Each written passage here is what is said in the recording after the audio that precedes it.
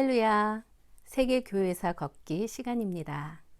지금까지 초대교회에 이어서 로마 교회 이야기를 들려드렸는데요. 오늘은 로마 교회의 마지막 이야기입니다. 서로마 제국은 주후 476년 게르만족에 의해 멸망합니다. 그러나 로마 교회는 망하지 않았을 뿐만 아니라 게르만 민족에게 복음을 전하게 됩니다. 게르만 여러 민족 중 하나인 프랑크 민족의 왕 클로비스는 경건한 기독인이었던 아내에 의해서 기독교를 접하지만 그는 아직 주님을 믿지 않았습니다. 주후 496년 클로비스는 지금의 독일과 벨기에 국경 근처인 톨비악에서 모든 사람이란 뜻을 가진 알러만니 동맹과 전쟁 중이었습니다. 그는 전세가 기울자 예수 그리스도께 기도했고 전쟁에서 승리를 거둡니다. 전쟁이 끝나자 그는 맹세했던 대로 신앙교육을 마친 후 신하들과 함께 집단으로 세례를 받으며 기독교인이 되고 프랑크 왕국은 기독교 국가가 됩니다. 주후 511년 클로비스 왕이 죽고 난 이후 거의 200년 동안이나 메로빙 왕조가 통치합니다. 그런데 항상 좋은 왕만 있었던 것은 아니어서 어떤 왕은 재상에게 나라를 맡기고 자신은 노는 데만 관심을 기울였습니다. 재상은 지금의 총리 혹은 수상과 같은 역할로 나라의 살림과 군대를 총 책임지는 강력한 힘을 가졌습니다. 그리고 프랑크 왕국의 재상 중에 샤를 마르텔이라는 탁월한 사람이 나타났는데 파리 시장도 겸했습니다. 망치라는 뜻의 이름을 가진 마르텔은 그 이름에 걸맞게 북쪽의 프리스 민족과 작센 민족의 침입을 잘 막아냈습니다.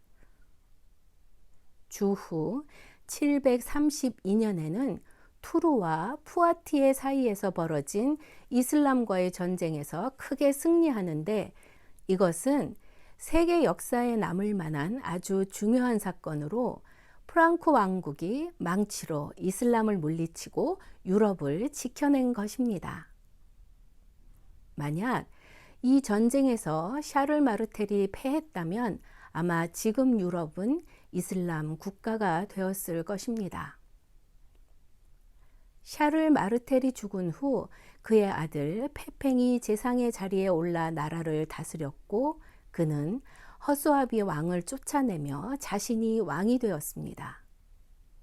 이렇게 할 수 있었던 이유는 로마 교회의 교황에게 사신을 보내 미리 허락을 받았기 때문입니다. 주후 751년 마인츠의 주교 보니파키우스가 교황의 지시를 받고 페팽에게 왕관을 씌워주었습니다. 이렇게 카롤링 왕조가 시작됩니다. 사실 페팽을 왕으로 세우는 일은 교황에게도 손해볼 것이 없는 거래로 강대국의 힘을 빌리면 위급할 때 도움이 될 수 있기 때문입니다. 실제로 페팽은 2번이나 알프스 산맥을 넘어 이탈리아 북부를 다스리던 롬바르드 왕국의 굴레로부터 교황을 구해주었고 그로 인해 교황은 알프스를 넘어 주후 754년 페팽에게 직접 기름을 부으며 왕으로 인정합니다. 페팽은 로마 교회와 교황에게 라테란 궁전을 포함한 이탈리아의 중부 상당 부분의 땅을 선물로 주었습니다. 페팽이 그 땅을 선물로 준 것은 콘스탄티누스의 기증이라는 가짜 문서 때문이었습니다. 그 문서에 의하면 콘스탄티누스 황제가 문둥병에 걸렸는데 실베스테르 교황의 도움으로 낫게 되었고 이에 황제는 감사의 표로 로마 교회와 교황에게 서로마의 상당한 영토를 기증했다는 것입니다. 그러나 나중에 르네상스 시대 인문주의자인 로렌티우스 발라에 의해 그 문서는 8세기에 위조된 가짜라는 것이 발각됩니다. 어쨌거나 페팽은 롬바르드족에게 빼앗은 이탈리아 중부의 상당히 많은 땅을 교회와 교황에게 주었고, 교회는 이때부터 재물도 소유하게 되었을 뿐만 아니라 앞으로 게르만 국가의 황제는 교황으로부터 인준을 받아 통치할 수 있다는 생각이 자리 잡게 되었습니다. 교회가 국가 위에, 그리고 교황이 황제 위에 군림할 수 있음을 보여준 것입니다. 교회가 이렇게 권력을 휘두를 수 있고 부자가 된 것이 마냥 좋은 일일까요? 결코 그렇지 않습니다. 이탈리아 중부의 땅을 소유하면서 교황은 한 작은 지역의 통치자로 전락하고 말았습니다.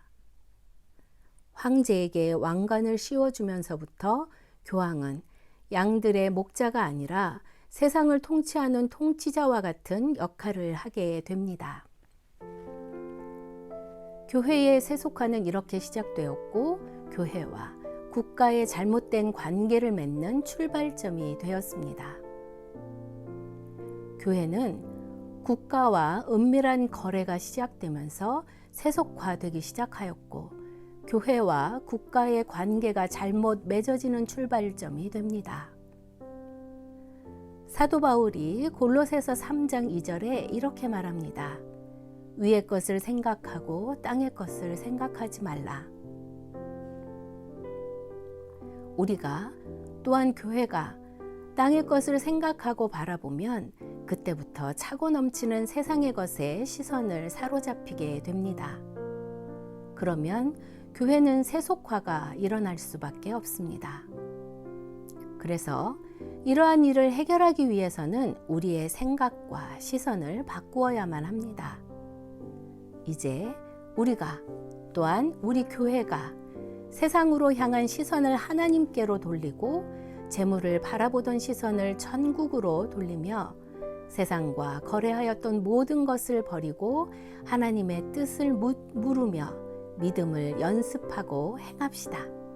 그것만이 우리의 믿음을, 우리의 신앙을 지킬 수 있는 방법입니다. 여러분의 삶이 세상이 아닌 하나님께 집중되어 삶의 자리에서 하나님의 뜻대로 살아가 세상을 넉넉히 이기시는 여러분의 삶이 되시기를 소망합니다.